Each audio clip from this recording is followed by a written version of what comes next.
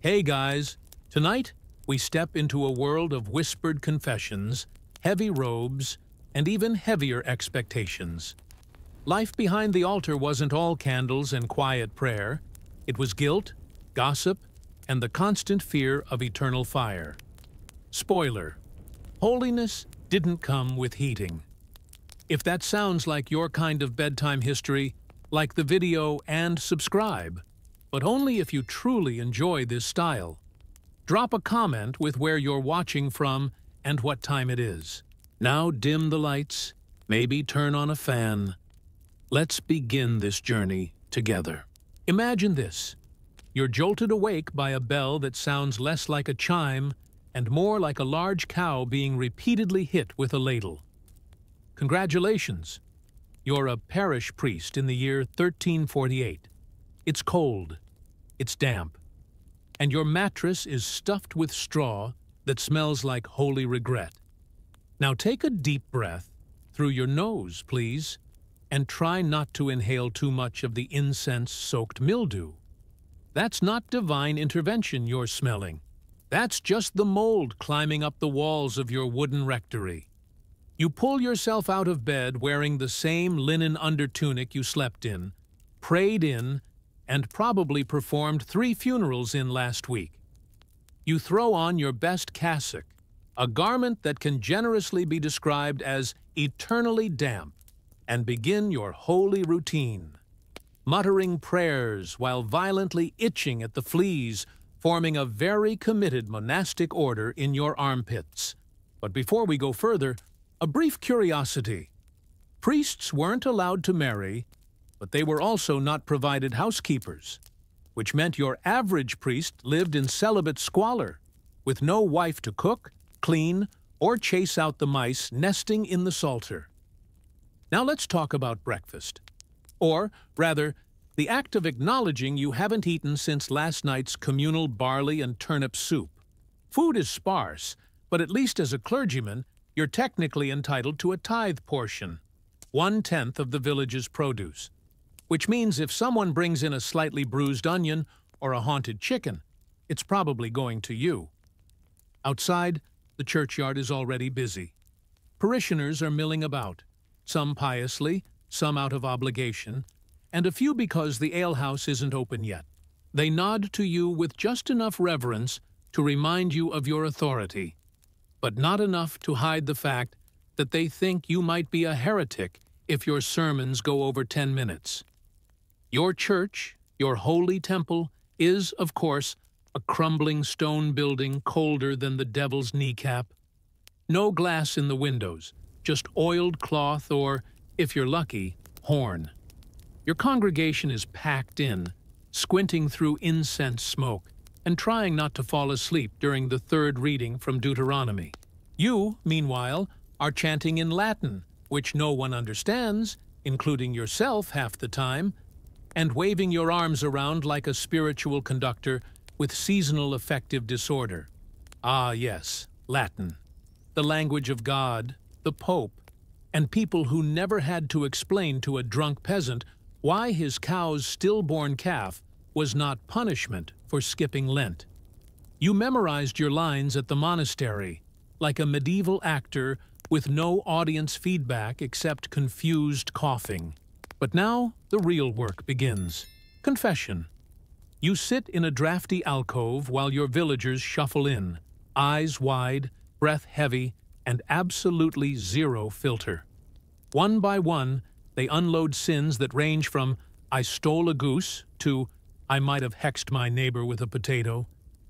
You nod solemnly, trying to keep a straight face while internally wondering whether God has a sense of humor or just an ulcer. By midday, you're freezing, hungry, and emotionally scarred from the sins of half the village, including one farmer who confessed to having impure thoughts about the Virgin Mary, and a sheep in that order. But you can't complain. You're a man of God, a shepherd to your flock, which sounds lovely until you realize that flock includes 90 people, 6 pigs, and a woman who insists the plague is caused by witches hiding in bread ovens. And speaking of the plague, Did we mention it's 1348? Outside the church door, a boy is coughing. Badly. People whisper. They glance at you. Because when disease hits, guess who everyone turns to for divine protection? That's right. Not the doctor. He's drunk and bleeding people in a barn. Not the apothecary. He died last Tuesday. No, they come to you. The man who studied theology for 15 years and knows absolutely nothing about medicine, but can sprinkle water and say words in Latin while the corpse is still warm. You walk back to your rectory, which, just to remind you, is essentially a soggy shed with an altar cloth, and prepare the holy oil. Not for blessing, not this time, for last rites. Because in this era, salvation is a ceremony, and death waits for no man, except maybe the priest, if he's late with the sacraments. And so the bell tolls again, and you grab your flask, your book of hours, and your flickering candle stub, because the sun is setting. And the soul of a villager is about to do the same. But the real tragedy? This is still the easy part of your job. Because tomorrow, you'll be exhuming the churchyard. And trust me, that's a whole different sermon. It starts with a knock on the door. A slow, rhythmic knock. The kind of knock that doesn't come from someone with good news. You answer it, clutching your cloak tighter around your neck, because naturally, your fireplace hasn't worked since Advent. Standing outside is a young man, face pale, eyes wide, breath fogging in the morning chill. He only says 3 words. The grave's full. Now pause for a second and imagine you're a medieval priest, educated in theology, schooled in Latin, modestly decent at Gregorian chant, and yet your job description has now expanded to include corpse logistics manager. You throw on your mantle, the one that smells vaguely of frankincense and despair, and trudge out to the churchyard. Mud squelches beneath your boots. Not snow, not frost, just good, honest, ever-present mud. Because nothing in a 14th century English village ever dries out fully. The graveyard looks like someone tried to dig a trench and gave up halfway through about 100 times. And yes, it's full. Overflowing, in fact. Some of the graves have begun to gently collapse inward, revealing the occasional bony elbow poking through like a grim game of whack-a-mole. You're not horrified anymore. That passed after the second plague season. Now you're just vaguely annoyed, because someone, and by someone we mean you, now has to bless a new burial trench. That's right. Digging it? That's for the grave diggers. But you? You have to bless the ground, perform the rites, and answer 100 questions from the villagers, like, will this make the ghosts angrier? And, should we sprinkle salt on it this time? And, is my husband still technically married if he died with his mistress? Now here's a historical curiosity pill. Priests were expected to keep death or suspected of harboring demonic squirrels. Yes, that was a thing. People had theories. By midday, you've performed 4 funerals, each with a mass, each with incense, each with the same weary refrain. Requiem aeternam dona eis Domine. Grant them eternal rest, O Lord, and maybe grant you a day off while you're at it, because your back is killing you. And that one widow just asked if she could reserve a spot near the west wall, where the view's nicer. And through all this, you're fasting, because it's Friday, and this is a holy season, which means no meat, no eggs, no hope. You'll break your fast at sundown with a thick bowl of fish porridge, a spoon carved out of something that was once a handle, and a glass of watered-down ale that smells faintly of laundry day. You settle back inside the rectory, feet steaming from the cold, only to be summoned again. This time by a child with a nose so runny, it's practically a blessing font. He says there's a man possessed. Of course there is. You don't argue. You bring your psalter, your little vial of holy water, and the large crucifix you save for just such occasions.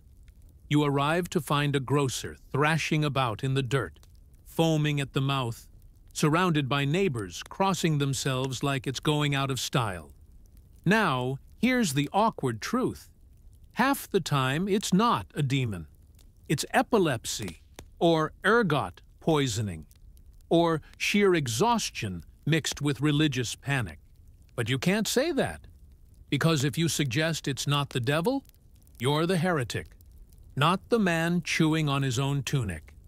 So you go through the ritual. You sprinkle, chant, command. You wave the crucifix dramatically. Not because it helps, but because that's the bit everyone remembers. Eventually, the poor man calms down. The villagers cheer. You've saved another soul. And in your head you're thinking, this would have been easier if I'd just become a monk. They get peace, books, and far fewer demonic grocers. Back at the church, it's evening prayers. You light the candles, carefully, because your cassock once caught fire during Lent, and you're still not emotionally over it. The choir is enthusiastic, if not precisely in tune. The lector mumbles, and the whole chapel smells like damp moss and scorched beeswax. You give a homily, something about hope, redemption, not giving in to despair, even when the sheep are sick and the ale's gone sour. You're saying the words, but you're not sure if they're reaching anyone, especially not old Hugh, who's snoring in the front pew and occasionally muttering about his stolen boots. But then, as the final Amen echoes off the stone walls, you see her, a young girl in the back row, kneeling with hands clasped tight, eyes shut, whispering a prayer no one taught her. And for a moment, just a moment, you remember why you took the robes, why you left behind comfort, maybe family, maybe love, for this cold little parish in the middle of England's most God-forsaken shire. But the moment fades. A bat flaps overhead. Someone farts loudly, and the bell tolls again. Because in the morning, you'll be hearing confession from a man who accidentally stole his neighbor's pig and is now convinced he's cursed. And that's before breakfast. Midnight again. You're wide awake, not because you're pious or inspired, but because someone is pounding on your rectory door like it's the gates of hell, and you're the last line of defense, which, in a way, you are. You pull yourself out of your straw-stuffed, flee-forward mattress, wrap your cloak around your shoulders, and answer the door to find Agnes the Elder, which is how you distinguish her from the 3 other village women also named Agnes. Her eyes are wild, her hair half-braided and half-screaming. She leans in close, breath like old onions and newer panic. "It's her," she whispers. "She's birthing again." Ah, you forgot about the other part of being a priest, midwifery assistant. Not officially, of course, but in any village smaller than a millstone, everyone wears extra hats. Sometimes literally.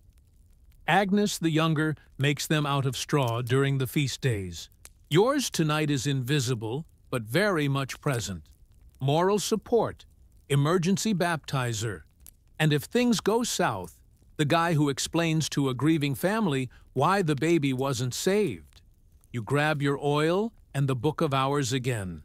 Your knees already ache, and your stomach hasn't recovered from last night's fish stew, a term here meaning boiled bones with ambition. But duty calls. You arrive at a smoky, candlelit cottage. Inside, the mother, screaming. The midwife, swearing. A grandmother boiling water Because it's the only thing anyone knows how to do in a crisis.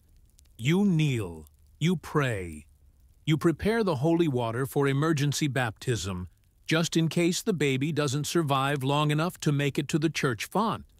Because in this age, dying unbaptized means no heaven, just limbo. A theological holding pattern with no snacks. There's a silence, then a scream, then a smaller scream. It's alive. Barely. Blue, quiet, and the midwife isn't confident it'll make it through the night. So you baptize it then and there, whispering Latin over its tiny head, while the mother sobs and the grandmother slaps a chicken off the table because everything is chaos now. Congratulations. You've performed your third sacrament today. No one's paid you for any of them, of course. The church frowns on simony, even if your boot soles are held together with hope and pig grease. By dawn, you're back in the rectory, boiling oats that were technically rat food last winter. And before you can rest, the bell rings again. It's market day, which for a village priest means another performance. Because when the villagers gather, they want answers, and blessings, and explanations, and occasionally, judgment. You sit near the church gate like a holy advice columnist, offering divine commentary on the moral failings of livestock transactions. Yes, this is your life now. Someone asks if buying a chicken that might be cursed by a widow counts as a sin. Another wants to know if it's permissible to eat turnips before Mass during a partial fast if you've been vomiting.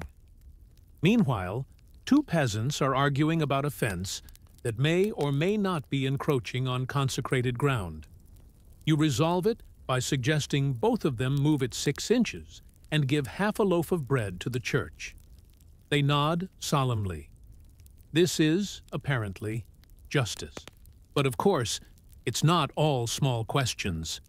Every now and then, someone throws you the spiritual equivalent of a lit torch. Like, "Father, how do we know God still listens when our children keep dying?" You pause, because nothing in your theology lessons prepared you for that voice, that grief. You give the best answer you can. Something about mystery, about suffering bringing us closer to Christ, about how God's silence isn't absence.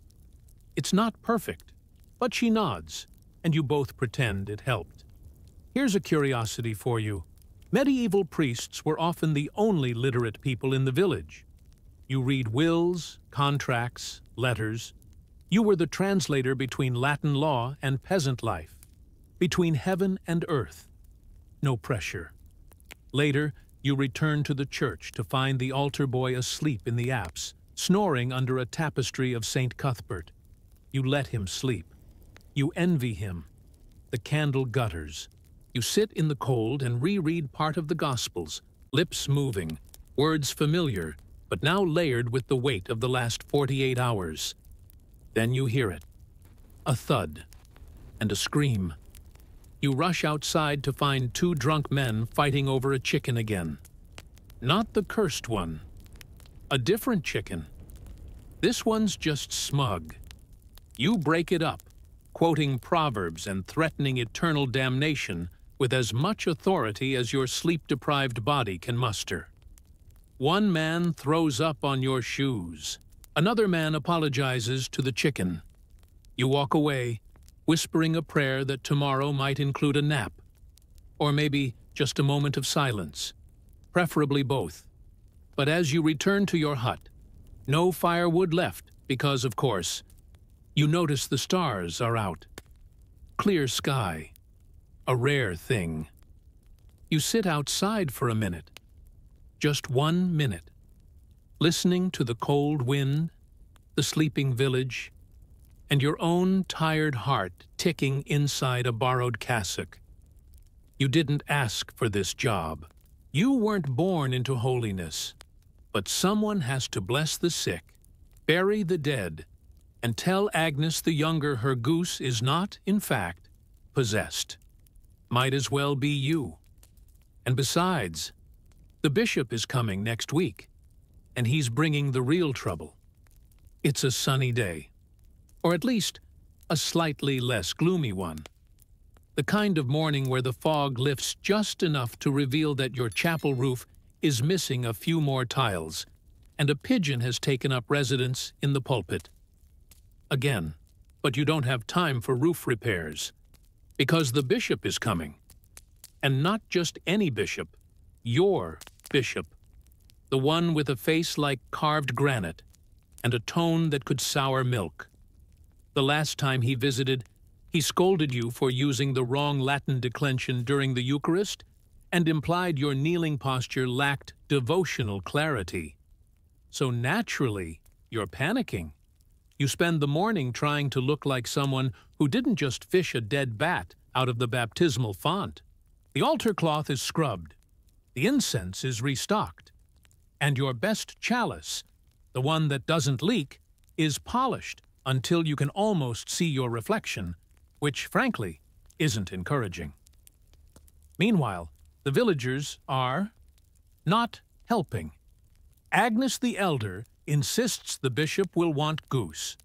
Hugh the shoemaker says bishops prefer eels. And then a small boy offers to catch one by jumping in the river with a sack and divine confidence.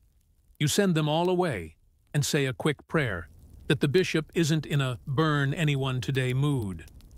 By midday, the man himself arrives. Velvet robes, bejeweled crozier, an entourage that includes 3 scribes, one very bored monk, and a donkey with a fancier saddle than your own bed. He dismounts with all the solemnity of a man preparing to judge your soul, your linen, and your theology, in that order. Now, here's a historical tidbit. Bishops in the 14th century weren't just spiritual leaders. They were landowners, administrators, and full-time evaluators of your spiritual hygiene. Their visits were inspections. Fail, and you could be replaced. Or worse, reassigned to a monastery in the Outer Hebrides. He steps into your church, nods once, and mutters, "Adequate." You exhale, then instantly regret it when the smell of the incense, which you definitely overdid, punches both of you in the lungs. The service begins. You chant your Latin with a nervous tremble. The bishop watches like a man studying a mildly disappointing pie. You survive the gospel. You survive the homily.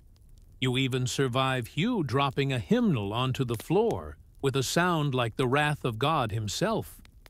And then comes the question. Every bishop asks it. It's tradition. A test. A trap. He leans toward you and asks, "Explain transubstantiation." In detail. You blink. You swallow. You begin. Through the words of consecration, the bread and wine become, not symbolically, but truly, the body and blood of Christ. You speak for 90 seconds. You say mystery 4 times. You quote St. Augustine, half accurately. You avoid heresy by the thinnest margin known to canon law. He nods. Silence. You wonder if you're about to be excommunicated or knighted, or asked to fetch his shoes. Then he says, "Very good." You nearly faint. But he's not finished.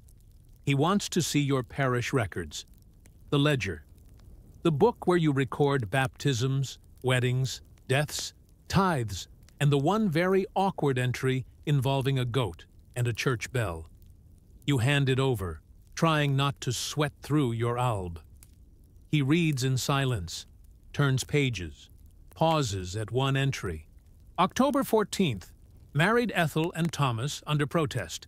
Bride was drunk. Groom uncertain. You freeze. He raises an eyebrow. You try to explain the wedding had already been announced. There were witnesses. And she did, eventually, agree. He stares at you. Then, praise be, he chuckles. The tension breaks. The villagers begin to whisper. The bishop laughs. Is that allowed? Apparently, it is. He hands back the book, gives one final inspection of the altar, and announces that your church, while somewhat rustic, is sufficiently orthodox and not offensively shoddy, which is bishop speak for you live another year. That night, the village celebrates. Bread is shared. Ale flows. Someone finds an old sack of apples and throws them at children until it becomes a game. The bishop, to everyone's shock, drinks a mug of small beer and declares it less vile than expected. You sit by the fire, exhausted. Your cassock is stained with wax. Your sermon notes are stuck to the bottom of your boot, and your knees feel like they've been blessed by a hammer. But you made it. And for one fleeting moment, you feel something close to joy. Until the bishop casually mentions his next visit will involve a full doctrinal quiz and inspection of the communion linens. And that's when you remember, tomorrow, you still have to exorcise a chicken. It's morning, again. Your cassock still smells like incense and last night's spilt ale. You've barely rubbed the sleep out of your eyes when a young boy comes hurtling toward the rectory like the 4 horsemen are riding behind him. He stops at your door, breathless, panting, clutching a goose. "Father," he gasps, "the chicken's back, and now it's glowing." You close your eyes.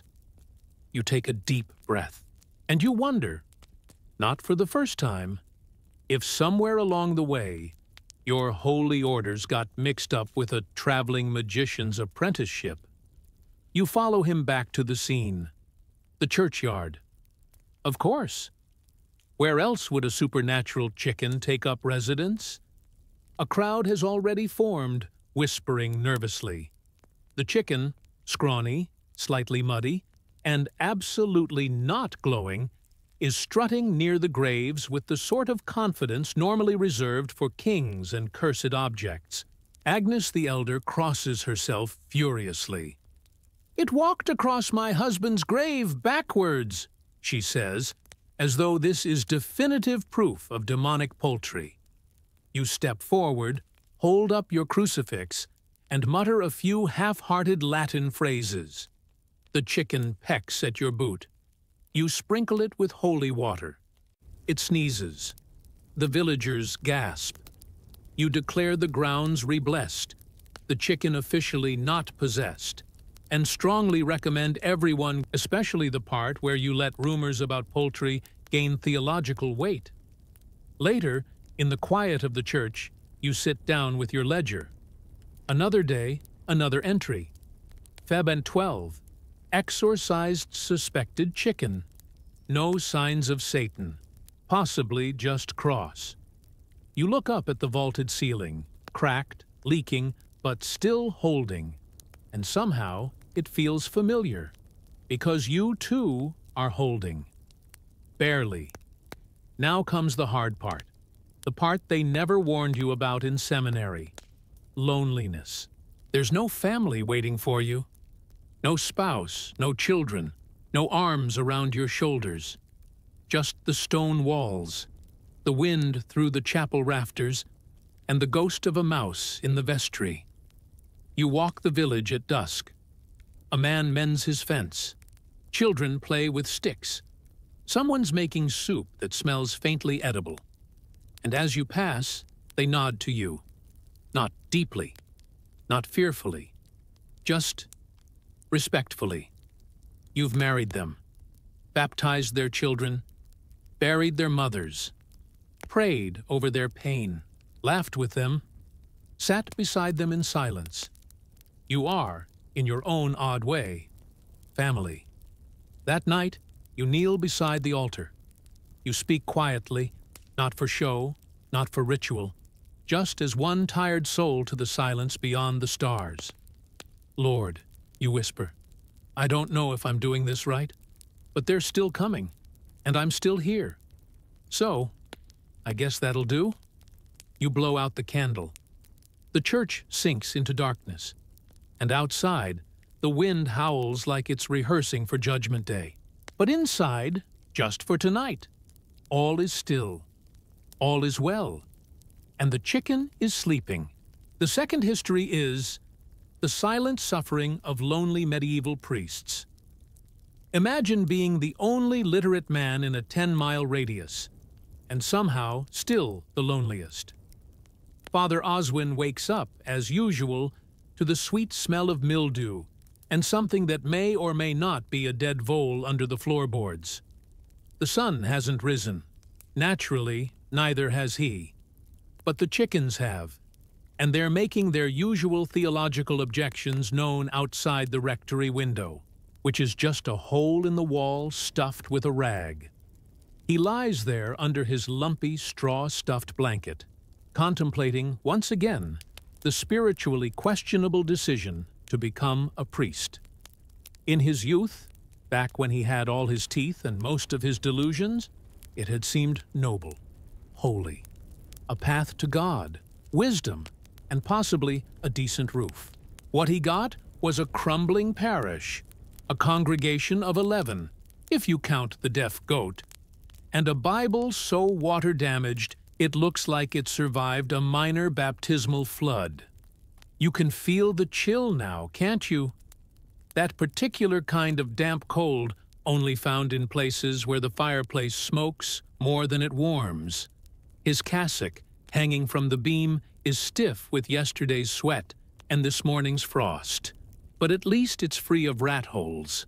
Today, outside, the village of Larkfield is already awake in the way that only deeply underfed communities can be, half alive and grumpy about it. You see, while the nobility spent winters debating which furs were fashionable and which sins were still technically forgivable, poor Oswin spends his wondering whether the roof will fall in again and if the widow Marjorie will try to confess just to flirt.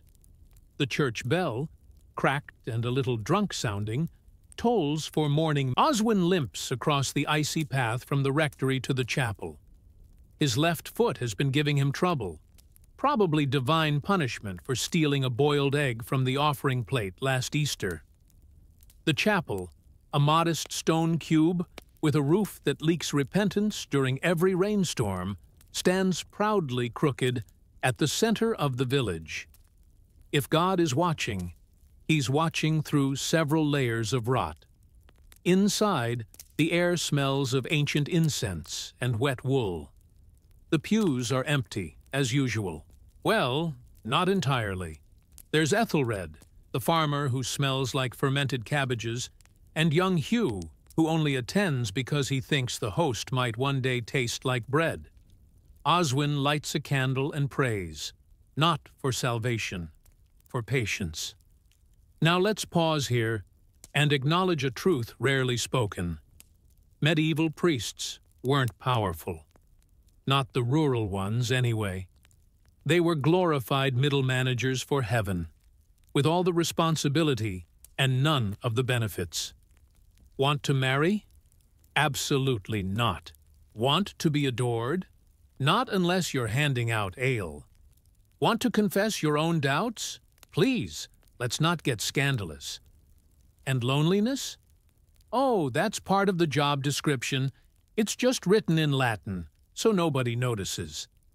After the world's shortest Mass, 4 attendees if you count the dog, Oswin trudges back to the rectory, where breakfast awaits. A stale crust of barley bread, and some cheese of such vintage it may legally qualify as relic. There's no firewood, because the village children accidentally took it for their own hearths.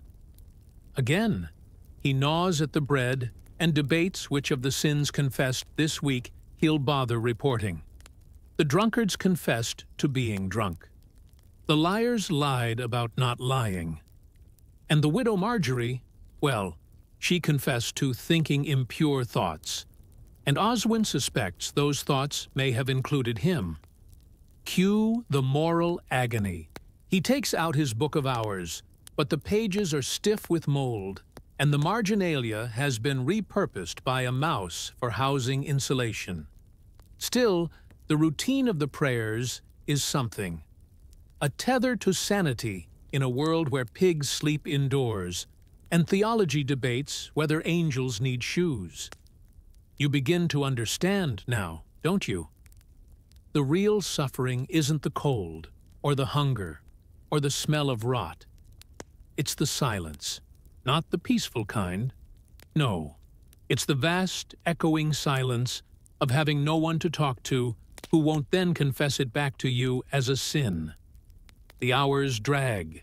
He copies sermons by hand for Sunday, knowing full well no one listens unless he threatens to shorten Lent. At noon, he walks to the edge of the village, blesses a well that's probably poisoning everyone, and waves politely to the miller's wife, who glares at him like he personally ruined her flower. The day ends as it always does, with more prayers, more silence, and the soft sound of his knees cracking as he kneels before a wooden crucifix, carved by someone with very confused ideas about human anatomy. Outside, the stars emerge, cold and unblinking. Inside, Oswin settles into bed, the straw poking his back like the judgment of saints. He stares at the rafters, listens to the mice arguing in the walls, and thinks about what tomorrow will bring. Spoiler: it's more of this, always more of this. And as he drifts into a sleep haunted by dreams of papal decrees and very large rats, you can't help but feel it.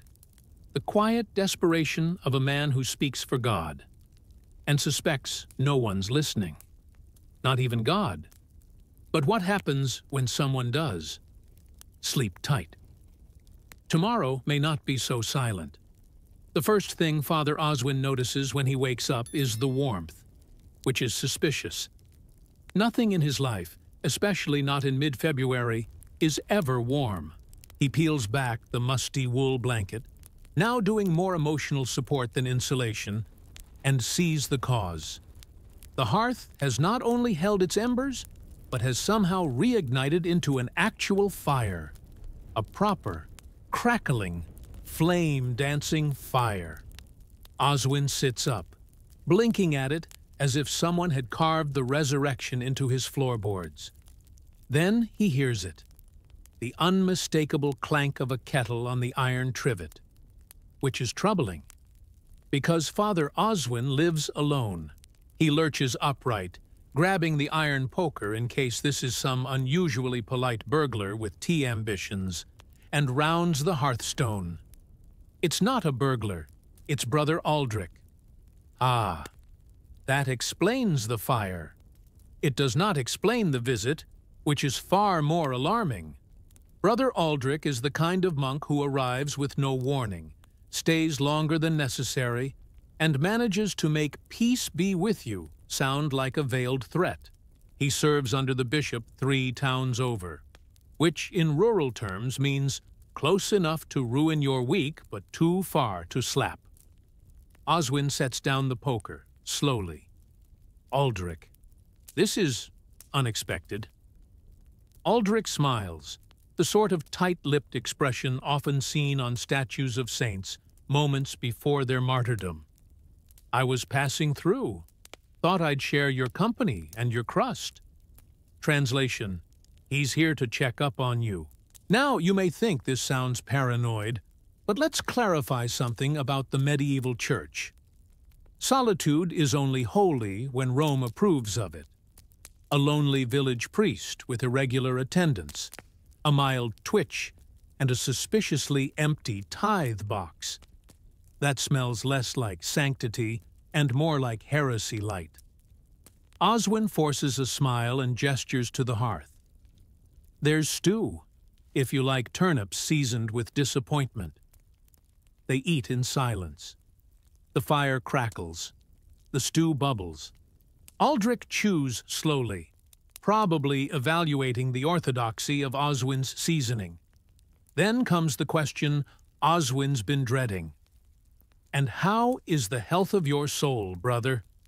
Now, you try answering that honestly when the most meaningful conversation you've had in a month was with a chicken named Beatrice. I strive daily, Oswin says, which is church speak for "I'm barely hanging on," and I may have shouted at a pigeon last Thursday. Aldrich nods. The bishop has heard troubling reports that you spend much time alone, that your parishioners lack discipline. Ah, yes, discipline. As if yelling Latin at illiterate peasants was going to make them sin less. Oswin knows exactly who's responsible for the reports. The reeve. A man who believes original sin means the priest should personally shovel his pigsty. I preach, I confess, I bless the wells, I do what I can. Oswin's tone is polite but brittle. They are, after all, only human. Aldrich's brows rise. As are we, brother, and man is most dangerous when he is alone. You see, in the 14th century, loneliness wasn't just sad, it was suspicious. Solitude bred heresy, or madness, or worst of all, thoughts. And priests weren't supposed to have many of those. They were supposed to repeat. Aldrich finishes his stew and wipes his lips with the corner of his sleeve, the medieval equivalent of a Yelp review. I'll stay the night, he announces, in the spirit of brotherhood, which means, I think you're cracking, and I'm here to write it down.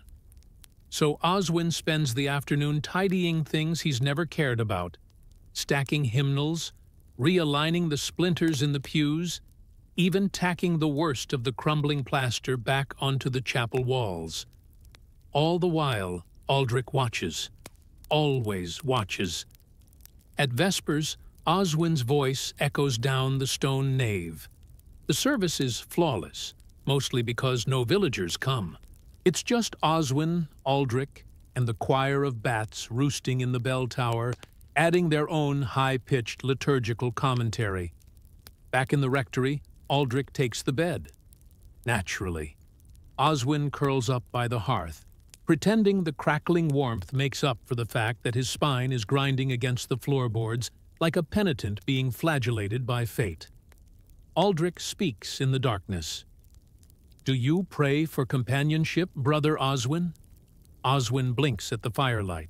I pray for many things, he replies, though companionship rarely visits those who speak for heaven. There's a silence. Then Aldrich, ever the bureaucratic mystic, replies, then perhaps heaven is displeased with your silence. And that line sticks, because Oswin has been silent.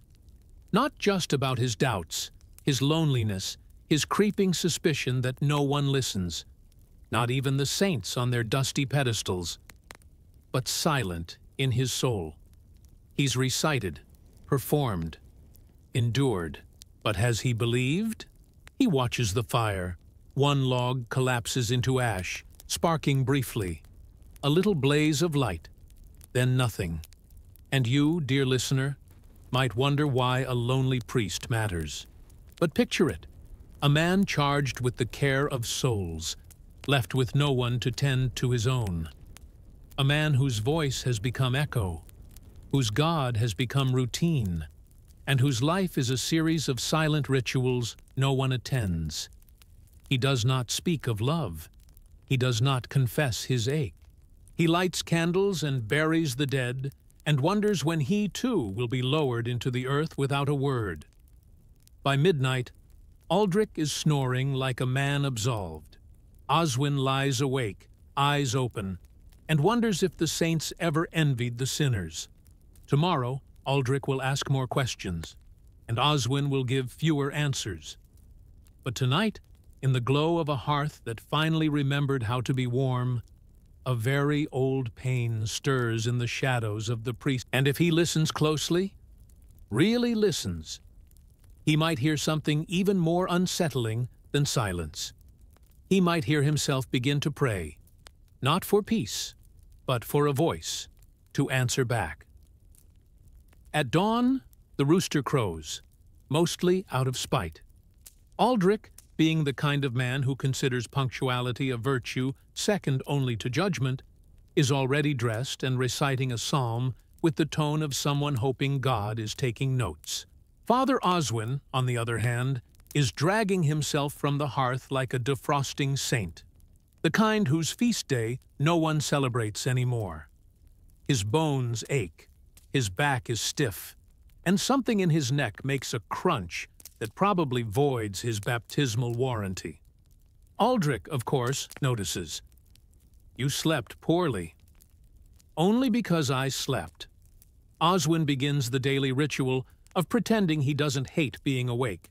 He dunks his face in a basin of freezing water, which does nothing to cleanse the sins and everything to remind him that mortality is a damp, shivering experience.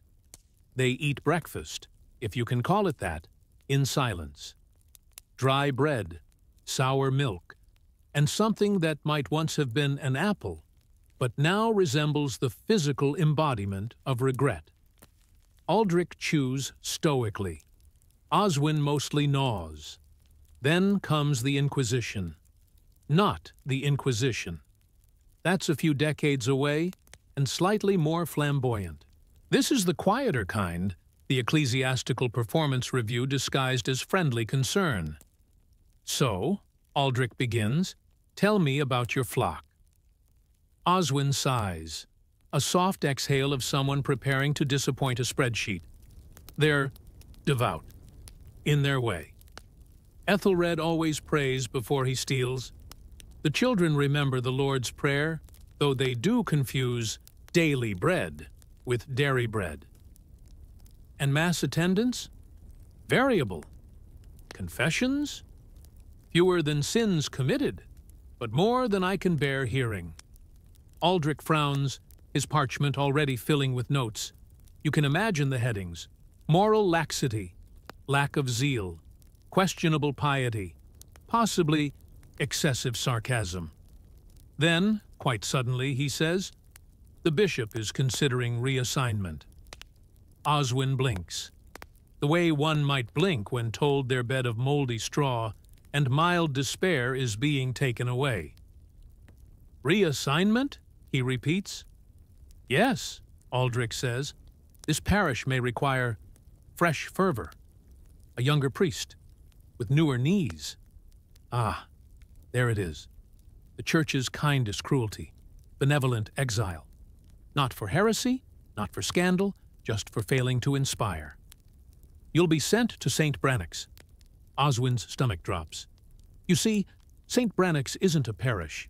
It's a ruin. A crumbling chapel half swallowed by the moor, 3 hours' ride from the nearest sin. The only thing lonelier than St. Brannock's is the cave where they stuffed St. Cuthbert's body for safekeeping. Oswin swallows.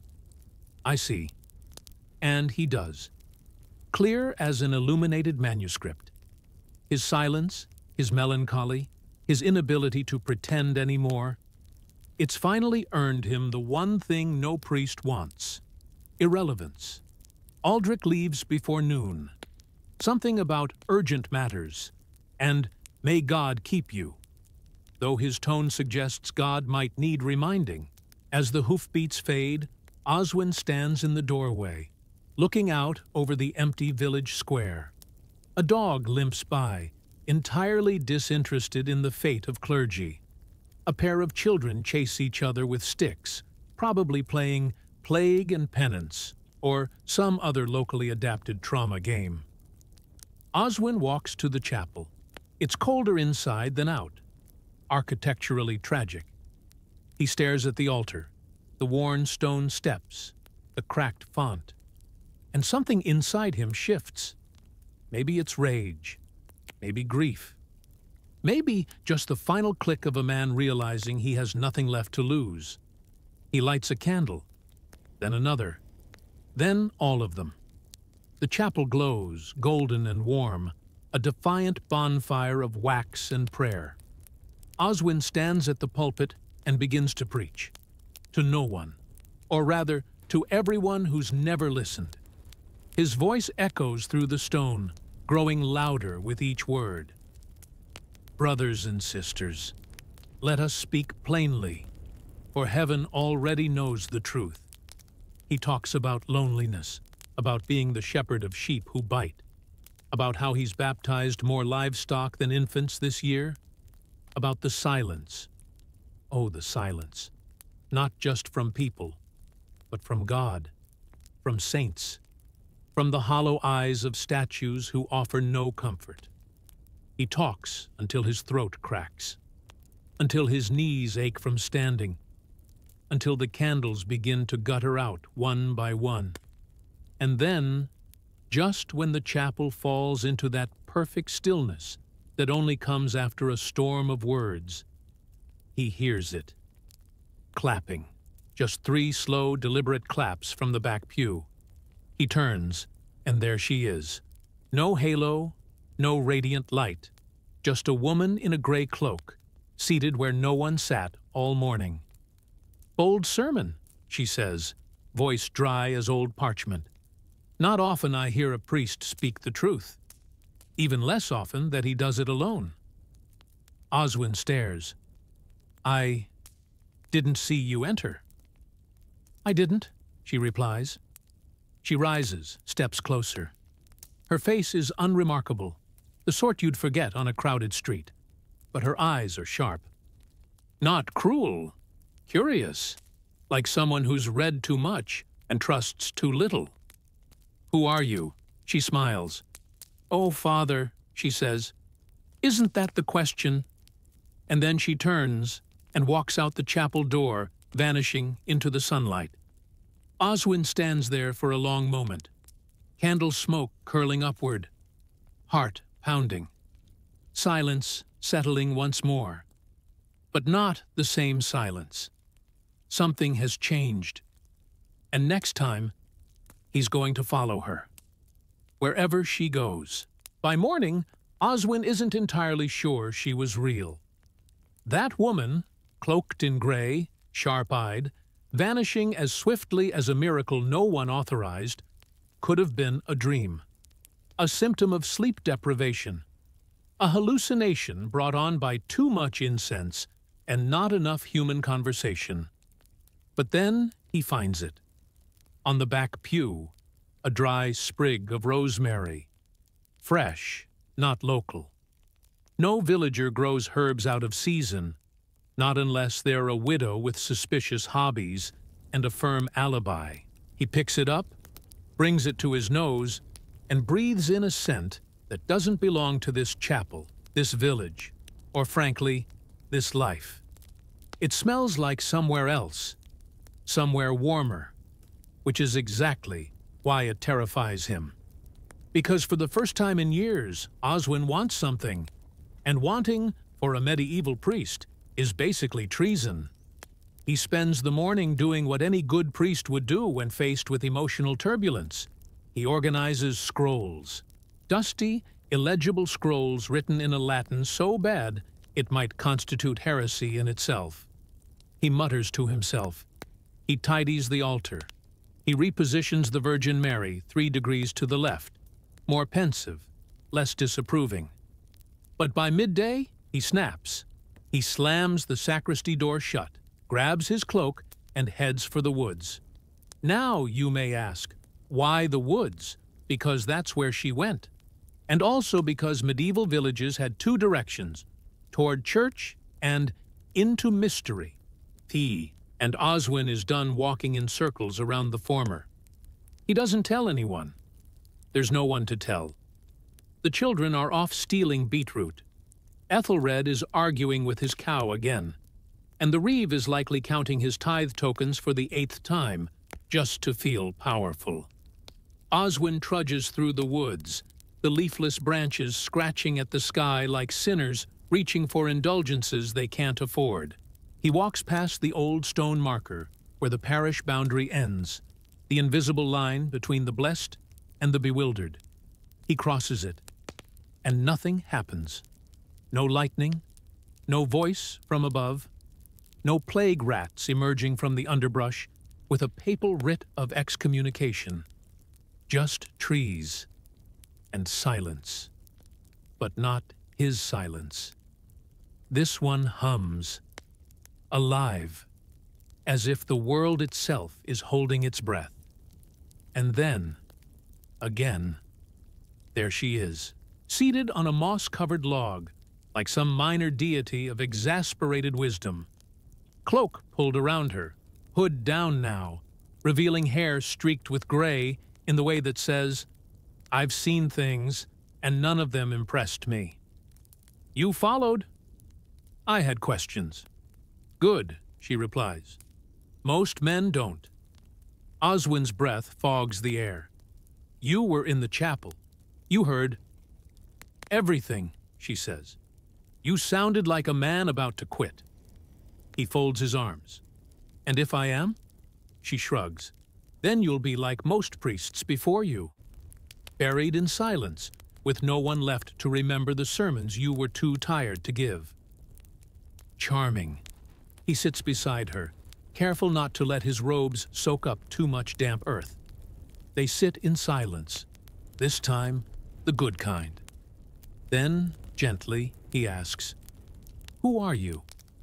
She doesn't answer directly. "Do you know what they used to call priests who wandered?" she says. "In the early days, before parishes and property and politics?" Oswin frowns. "Missionaries?" she smirks. "Anchorites." He blinks. "That's not right. Anchorites locked themselves in cells." "Yes," she replies. "But first, they wandered, they listened, they watched, and when the world had nothing left to offer them, they went into the walls, not to hide, but to hear more clearly." She turns to him. "When's the last time you listened?" He wants to answer, "Really?" But he realizes he doesn't know. Because sermons aren't conversations, and confessionals don't go two ways. He has spoken for God, for penance, for the souls of a village too tired to care. But he has not listened, not even to himself.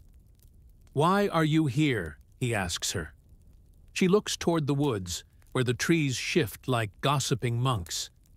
"Because not all lonely men are meant to rot quietly," she says. "Some of them are meant to leave." He looks at her sharply. "Leave? The church?" "No," she says. "Leave the silence. You can feel it now, can't you? The ripple of something moving underneath this tired life. The stir of air in a room long closed. The ache of a man who forgot he could still choose something." She stands, brushing moss from her cloak. "You won't find God in an empty chapel, Father." And then, as casually as someone leaving a tavern, she walks away. He doesn't follow. Not yet. He returns to the village, feet sore, thoughts louder than they've been in years. He skips Vespers, sin of sins, and sits by the fire, clutching the rosemary sprig like a relic. Sleep comes slowly, but before he drifts off, he prays. Not the usual chant, not the rote mumblings that bounce off stone. He whispers, "What do I do?" And this time, the silence feels like it's listening back. The bell doesn't ring the next morning, which is unusual, because Father Oswin has rung that same cracked, melancholic bell every day for 14 years. Through fog, frost, feast, and famine. It's rung for weddings, 2, funerals, 17, and once for a chicken blessing that nobody really wants to talk about. Today, it stays silent. In the village square, the peasants eventually notice. Not quickly. They're medieval, not in a hurry. But by mid-morning, the gossip begins.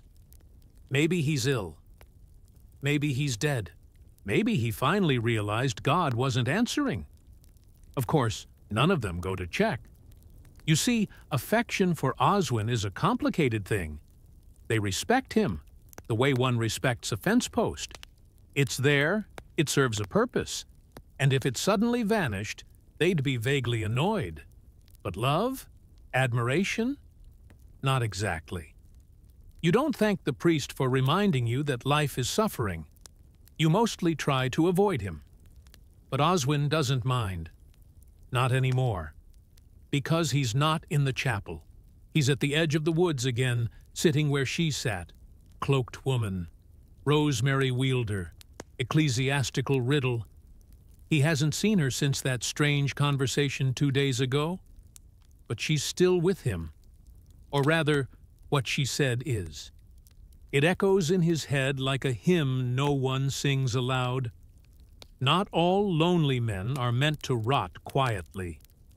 It's a disturbing thought, not because it's wrong, but because it might be true. Inside the chapel, everything is exactly as he left it. The candles are half melted, the altar cloth smells faintly of mildew and candle grease, and the Virgin Mary remains slightly crooked, as though even she's unsure what's happening. He kneels and speaks, not to the statues, not to the relic in the box, not to the saints who haven't returned his spiritual correspondence in years. He speaks to himself. I can't stay, he says, not because I've lost faith, but because I think I want it back. The words surprise him, but they feel real, heavy, like stones finally lifted. He spends the day packing what little he owns. A psalter, a carved crucifix, 2 cloaks, both stiff with the perfume of many unfortunate winters. He does not take the moldy bread. He's suffered enough. By sunset, he stands outside the chapel and looks up at the bell tower. He doesn't ring it. Instead, he climbs the ladder, slowly, reverently, and ties something to the rope. A bundle of rosemary, a signal, not for the villagers, for her. Then he leaves, just like that. No farewells, no grand pronouncements. Just a tired man stepping onto the dirt path that leads out of Larkfield, and into whatever comes next. Let's pause here. You might be wondering, where is he going? Will he join a monastery? Will he find this mysterious woman again? Will he wander into legend or simply disappear? That, my friend, is not the point. The point is this. In the dark age of superstition, obligation, and silence, one priest chose to listen, to ask questions, to want more than just survival. And in a time when loneliness was sacred and suffering a sacrament, he decided, finally, to stop sanctifying his own sorrow. He walks now not as a fallen priest, but as a man reclaiming the right to hear something other than silence. As he disappears down the road, his silhouette fades into the twilight. One hand clutches the psalter, the other brushes the edge of his cloak, where a single sprig of rosemary has been tucked. A memory, a promise, or perhaps a challenge. The villagers, eventually, will notice he's gone. They'll send someone to check. They'll find the rosemary on the bell rope and say it was symbolic. They'll murmur something about visions, or madness, or divine calling. They won't understand. But maybe that's all right, because sometimes the most faithful thing a man can do is leave the chapel and listen. For the first time in years, he does. And this time, the silence doesn't answer back, but the wind does, softly, like a woman in gray, smiling. The third history is how priests dealt with confessions in the Middle Ages. Imagine you're sitting in a damp wooden box that smells vaguely of mildew and overly sincere guilt. Welcome to the confessional. It's the 14th century, and you're a parish priest, which means you've got the religious authority of God, the income of a potato farmer, and the patience of a man who regularly listens to someone confess that they accidentally kissed their cousin. Again, meet Father Oswin. He's not a bishop, not a monk, and definitely not a saint. Just your run-of-the-mill village priest with a receding hairline and a talent for nodding at sins without flinching. He lives in a modest stone rectory, eats porridge that somehow always tastes like old onions, and oversees the spiritual hygiene of roughly 137 souls. all of whom have approximately 13 teeth between them and an unshakable belief that sneezing 3 times in a row might summon the devil. Now, medieval confession wasn't exactly a private, soothing moment of reflection. It was more like a weekly parade of regret, awkward silences, and theological tap dancing. Technically, the Fourth Lateran Council in 1215 had decreed that every Christian should confess at least once a year. But here's the thing. Oswin's villagers interpret that as dump everything you've ever done wrong onto the priest the night before Easter, just in case you drop dead before sunrise. See? So this is Oswin's reality. Long lines, vague sins, and a lot of sniffing peasants whispering things like, "Forgive me, Father, for I did steal 3 eggs, and then I did look at Marjorie's ankles for too long." And he can't even drink on the job. You see, medieval priests weren't just passive listeners. They had to decide things. Was this sin mortal or venial? Was it worth 3 paternosters and a firm slap on the wrist? Or were we talking full penance mode? Barefoot pilgrimage and 7 days of fasting on barley water? It was less therapy and more moral triage.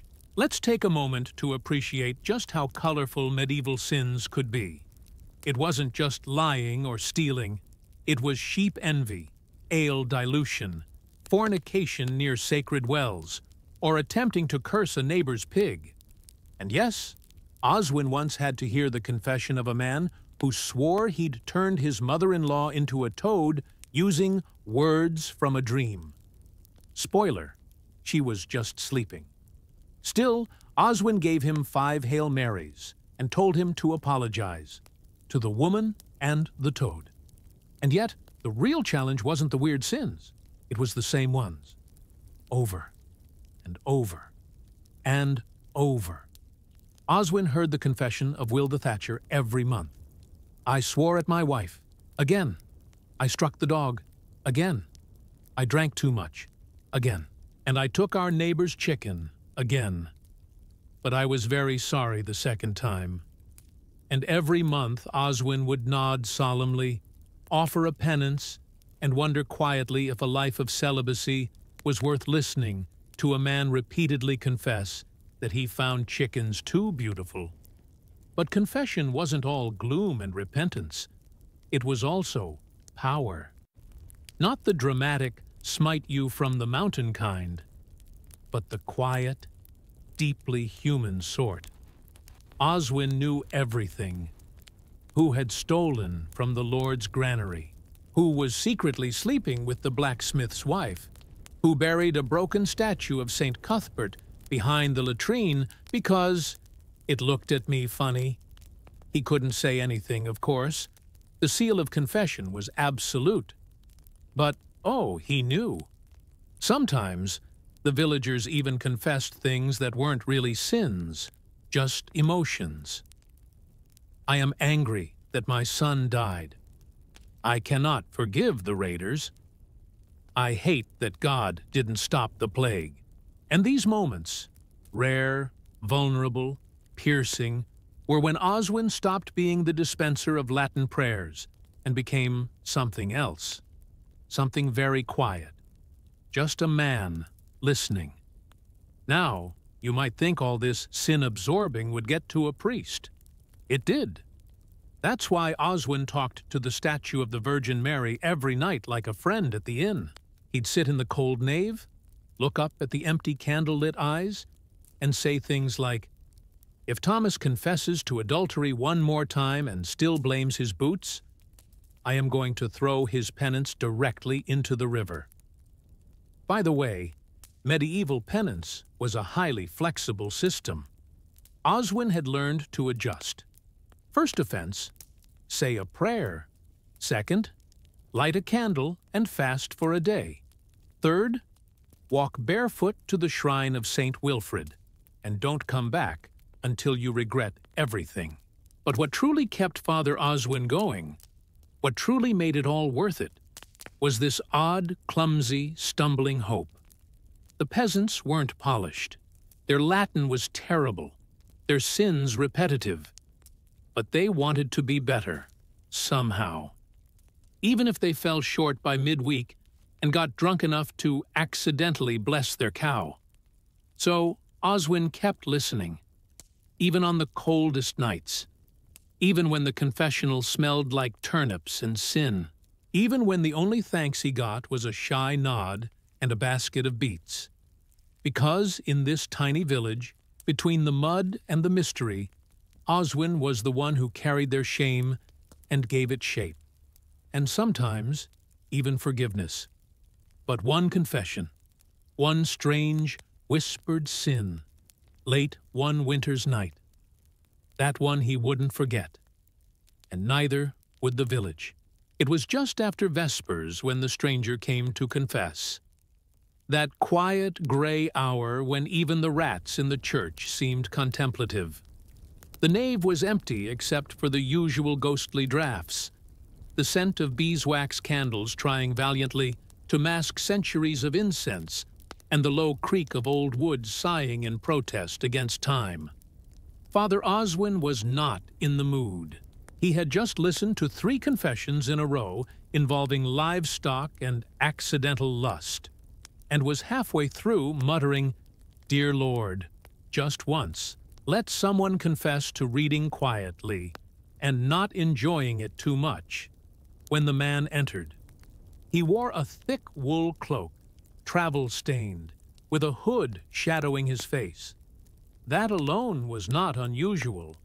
Visitors passed through the village often enough, usually traders or messengers with an exciting collection of diseases, but this one walked with the weight of someone who hadn't simply sinned, but who had made a full-time career out of it. "Bless me, Father," the man said, kneeling. "May the Lord be in your heart and help you to confess your sins," Oswin replied automatically, steeling himself for either a tedious tale of gambling or a fresh batch of lies involving milkmaids and miracles. But the man said nothing. The silence stretched. Oswin leaned forward slightly. "You may begin." A breath. Then, "I have killed, but not in war, and not once." "Ah, excellent. Murder. That's always fun to categorize." Oswin kept his tone steady. "You have taken a life in anger?" "No, for coin. I was paid. Many times." Now, that was different. In fact, it moved the confession from possible penance to definitely heresy adjacent with a chance of demon consultation.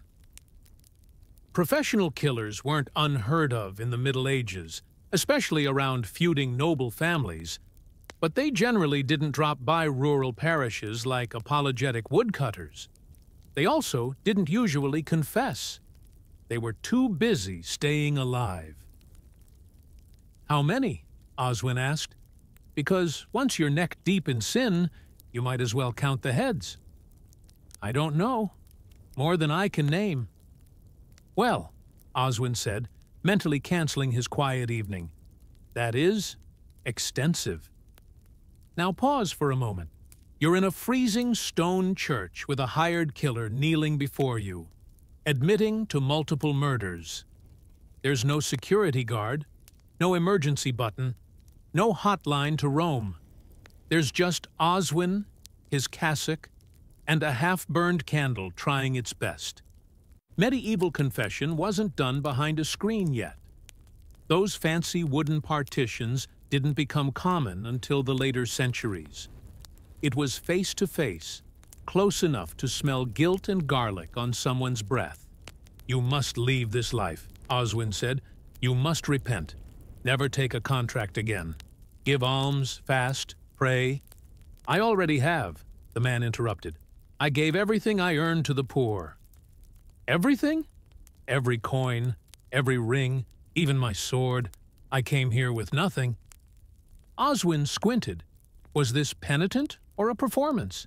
Sometimes people made dramatic confessions for attention. Once, a baker insisted he had burned down the inn with his thoughts. He hadn't. He'd just fallen asleep holding a lantern. But this man, he wasn't dramatic. He was resigned. "You still carry the sin," Oswin said carefully, "even if you've shed the gold." The man nodded. "I don't want absolution. I want to be punished." That was new. Punishment in the church wasn't always fire and brimstone. For mortal sins, murder, heresy, willful disobedience, and yes, letting your goat graze on church land, penance could be long, grueling, public. A pilgrimage to the Holy Land. Years of silence, self-flagellation, living as a beggar in a leper's robe. Sometimes the church even locked people up in monastic cells. Not as a death sentence, just a lifelong timeout. Oswin stared at the man. "You understand that I must report this to the bishop, and that your penance may not be light." "I do." "And you confess willingly?" "I do." And that was that. Oswin gave him provisional penance. 1 day of prayer, silence, and fasting, while he wrote a letter that would be sent by ox cart and blessed hope to the diocesan authorities. In a few weeks, maybe months, someone very official would arrive to make a judgment. Or they wouldn't. Bureaucracy moved slower than leprosy. The man, meanwhile, asked for nothing but a mat in the back of the nave and bread once a day. He didn't speak again. Not to anyone. Not even Oswin. He just knelt, prayed, slept, repeat. And here's where things get odd. 2 days later, Agnes, the baker's daughter, came to confession. She confessed to stealing flour, fairly standard, but she also mentioned a dream. A man in shadow who whispered prayers in a foreign tongue while a church bell rang backward. Oswin smiled politely and chalked it up to stale beer. But then someone else, a farmer's wife, said she saw the same man in her dream. Same words. Same bell. Within a week, 3 more villagers had come to confess strange dreams involving the stranger, all before they ever saw him. Was it divine? Demonic? Coincidence? Oswin didn't know. He just prayed harder.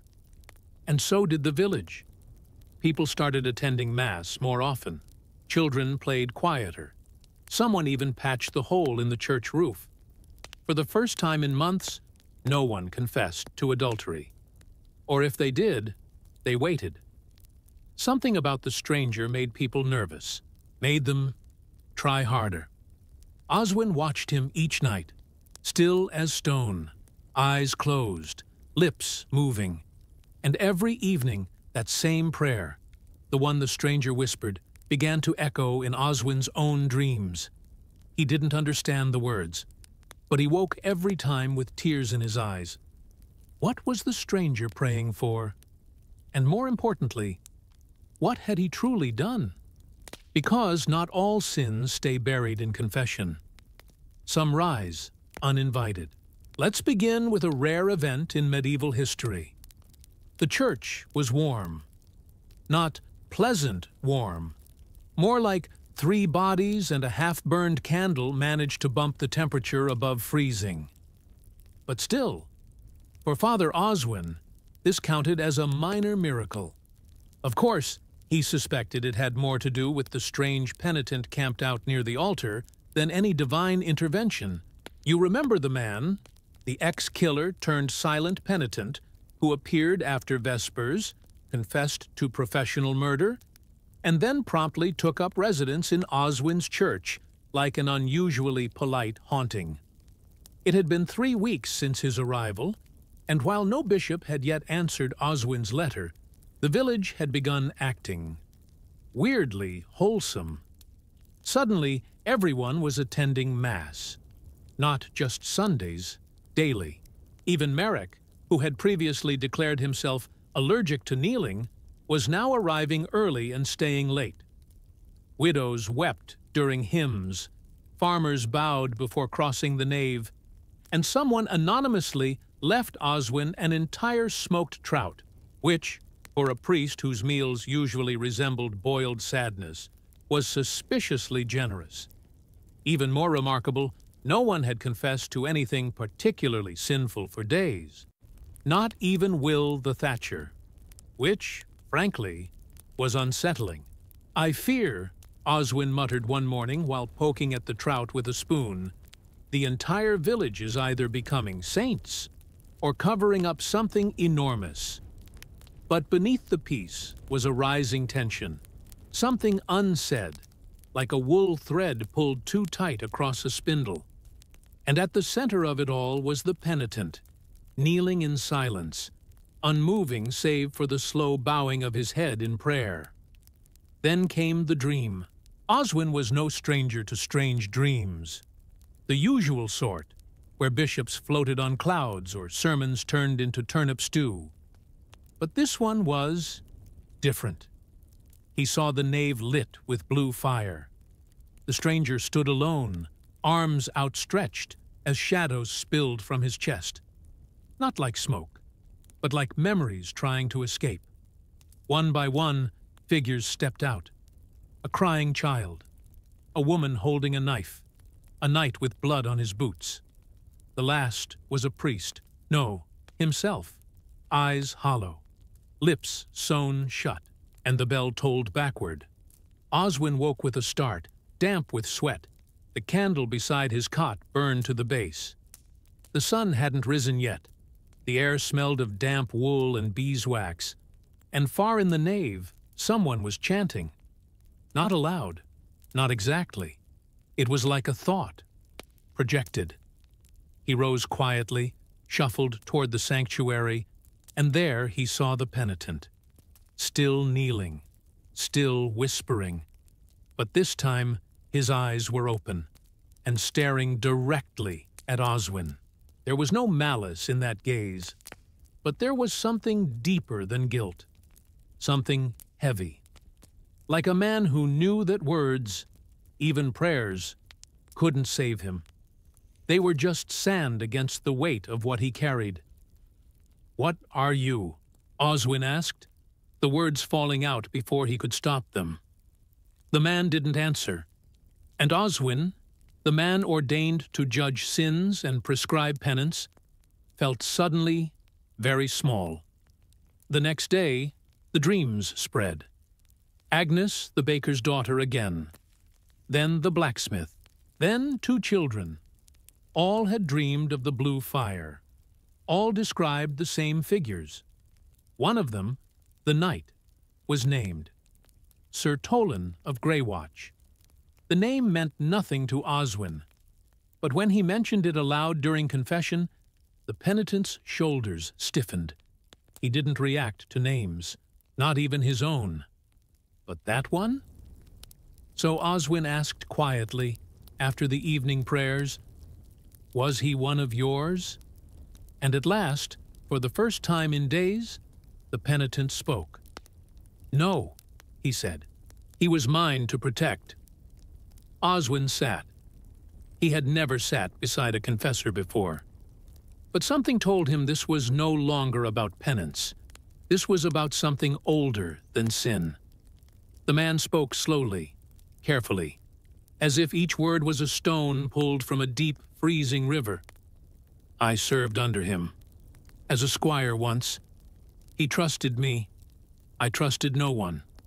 When the rebellion broke, the one at Greywatch, I was sent ahead. He said, 'Guard the villagers. Keep them safe. I'll hold the keep.' Oswin waited. I didn't.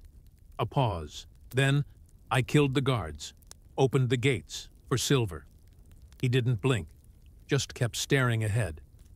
I stood in the ashes after, counted the coin, and told myself it was war."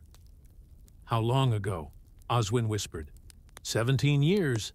I've confessed it 20 times, each time with different words. But the sin, it doesn't dissolve. It stains.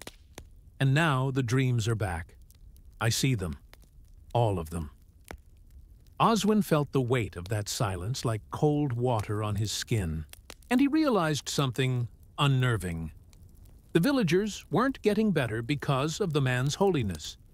They were sensing his guilt, and their own sins recoiled from it, like oil from flame. The man was not a light. He was a mirror. And mirrors in medieval Europe were rare, expensive, and mostly used to check for boils. "I don't want forgiveness," the man said again. "But the church. Forgiveness doesn't erase. It only blesses what remains." Oswin didn't sleep that night, nor the next. By the third evening, he was hallucinating bells where there were none, and seeing shadows in candlelight that whispered in languages he didn't know. So when the bishop's courier finally arrived, Oswin thought, briefly, that the poor boy was a vision. But no, real dust, real horse, and a sealed letter bearing the crest of the diocese. He opened it in the chancel, read it 3 times, then stared into the flickering candlelight as the sun set behind the church's cracked stained glass. The letter read, "There is no record of a penitent matching that description in any register. No pilgrim by that name has been sent from any monastery. No known rebellion at Greywatch. The name Sir Tolan is not in our histories. There is no such knight." Oswin read it once more, then turned slowly to look toward the back of the nave, where the penitent still knelt, still silent, still waiting. You know that feeling when something is almost too quiet? Like the world itself is holding its breath, because it doesn't want to be around when things finally snap? That was the church now. Daylight barely dared to enter the windows. Even the crows, usually the village's loudest commentators, had taken their raspy opinions elsewhere. Inside, Father Oswin paced the chancel like a man trying not to notice the increasingly supernatural elephant in the room. The letter from the bishop sat folded in his pocket, heavy as a stone. No record of the penitent. No record of Sir Tolan. No record of the rebellion. Which meant one of 3 things. 1. The penitent was lying. 2. The bishop's archive was missing a very large rebellion. 3. Oswin was going mad. A trifecta of excellent options. Now, in case you're wondering, no, medieval priests were not trained in how to handle spectral penitents with suspiciously detailed trauma and village-wide prophetic dreams. The medieval theological curriculum was mostly Latin, scripture, and how to recognize a heretic by the shape of their hat. And yet, Oswin, humble parish priest with threadbare socks and a slightly bent candle snuffer, was now unofficially in charge of something that had all the hallmarks of a supernatural confession. He thought of seeking help. But help from where? The village priest couldn't just summon an exorcist like ordering extra firewood. Besides, the last time someone reported a haunted confession, the church sent a monk who accidentally banished the family dog and declared a butter churn a vessel of Beelzebub. No, this was his burden, as were the dreams. Every night now, the fire returned, the blue glow, the figures. And worse, they were no longer distant. They were looking at him. One reached for him. One whispered his name. And in the latest dream, the bell tower collapsed into the nave. Not in ruin, but in slow, deliberate descent, as if time itself were giving up. Then, something even stranger happened. Someone else confessed. Not a villager, a noble. Lord Adric of Bramall, a minor baron, patron of local vineyards, and proud possessor of the longest nose hair in the region, arrived unexpectedly with 3 horses, 2 squires, and the sort of breath that suggested an ongoing feud with garlic. He didn't kneel. He simply entered Oswin's sacristy, swept aside a moth-bitten curtain and said, "I've come to confess. Properly." before the feast of St. Cuthbert. I think I'm dying." Oswin blinked. This was new. Nobles rarely confessed, unless it was politically necessary, or someone they trusted had already died of the same symptoms. And Lord Adric looked sick. Not physically, but his eyes darted like a guilty child, his lips were dry, his fingers trembled as he clutched his belt like it might hold in his secrets. I wronged a man, years ago, had him exiled, for something I did. It should have been me, but he swallowed. I blamed him. And now, he trailed off. And now, Adric looked at the door, then at the stone floor. "Now I dream of fire," he whispered, "and a bell that tolls backward, and a man in a cloak, weeping blood." Oswin's blood went ice cold. "Do you know his name?" he asked. Adric nodded. "He said his name was Tolan." "Now, wait a moment. Let's just take a breath together. That's the same Sir Tolan the penitent mentioned, the man he was supposed to protect. But according to the church, Sir Tolan never existed. And yet here was a baron, entirely unrelated, dreaming of the same man, and he hadn't even seen the penitent yet. Oswin sent Eadric to the chapel to pray. The noble grumbled about drafts and rats, but didn't argue. Guilt is a powerful windbreaker. Oswin then did something he had never done before. He confronted the penitent, not gently, not with candles and hymns, but like a man who'd been having nightmares for 3 weeks and hadn't eaten anything but smoked trout and existential dread. "Who are you, really?" he demanded. The penitent looked up, and for the first time, Oswin saw it. Not remorse, recognition. "You've dreamed of them," the man said. It wasn't a question. "They've started coming to you, too." "To me? They're in half the village. Adric he saw Tolan. How?" The penitent stood, slow, deliberate. "I told you," he said softly. "This isn't absolution. This is memory. It doesn't fade. It spreads." Oswin staggered back. "You're not here to be forgiven. You're here to be witnessed." The penitent didn't reply. The nave began to flicker, not with fire, with shadows. The stained glass dimmed. The air thickened, like wet cloth.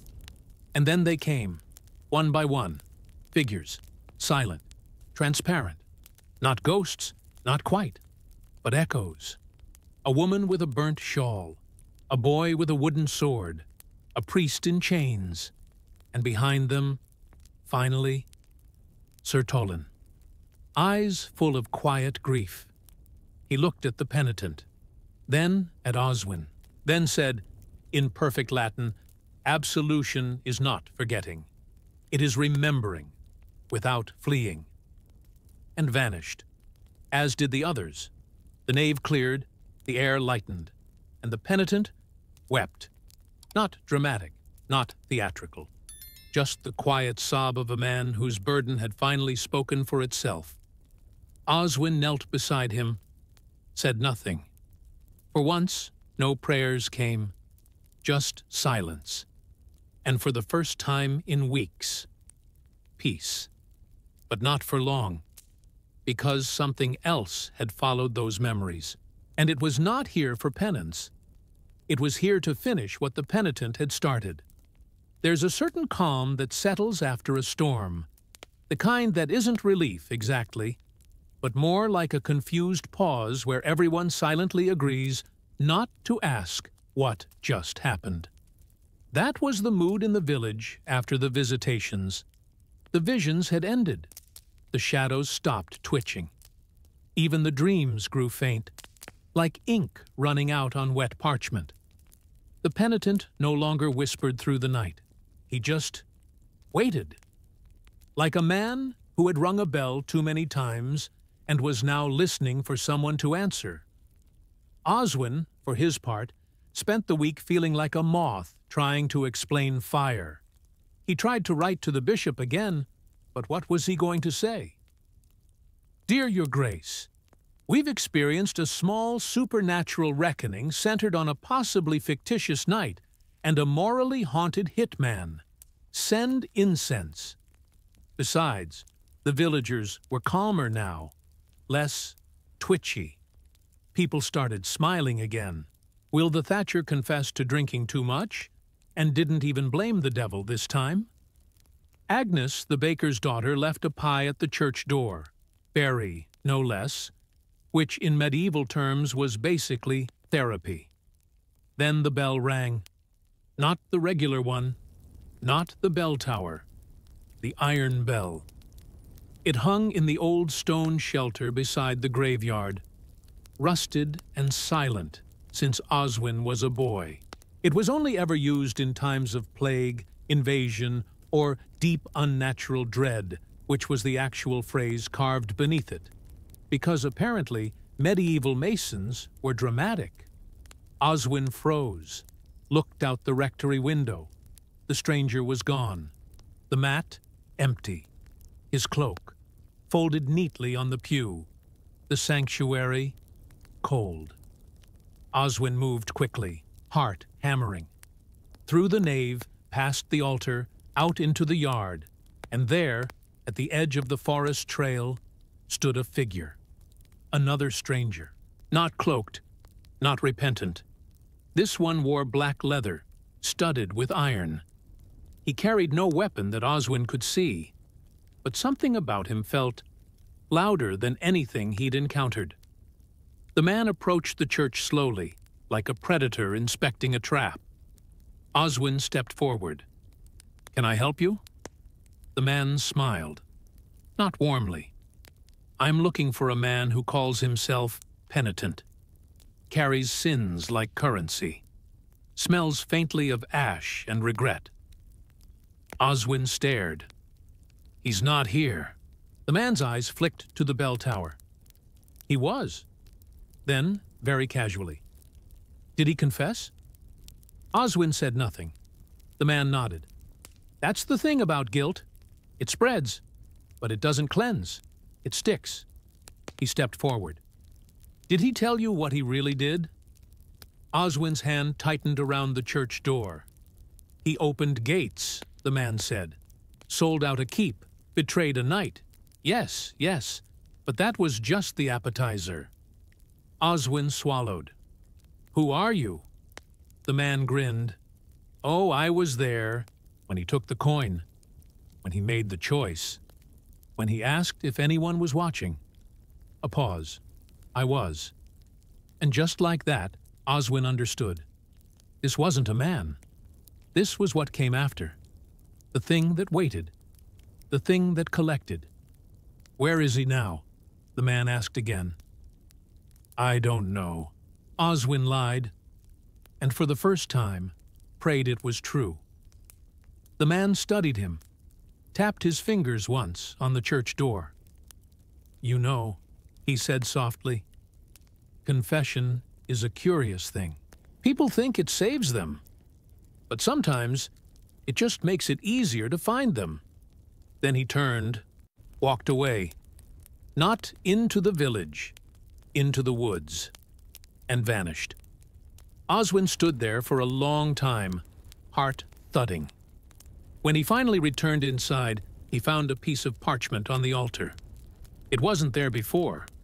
On it, scribbled in a hand Oswin knew far too well, were just 6 words. "He heard me.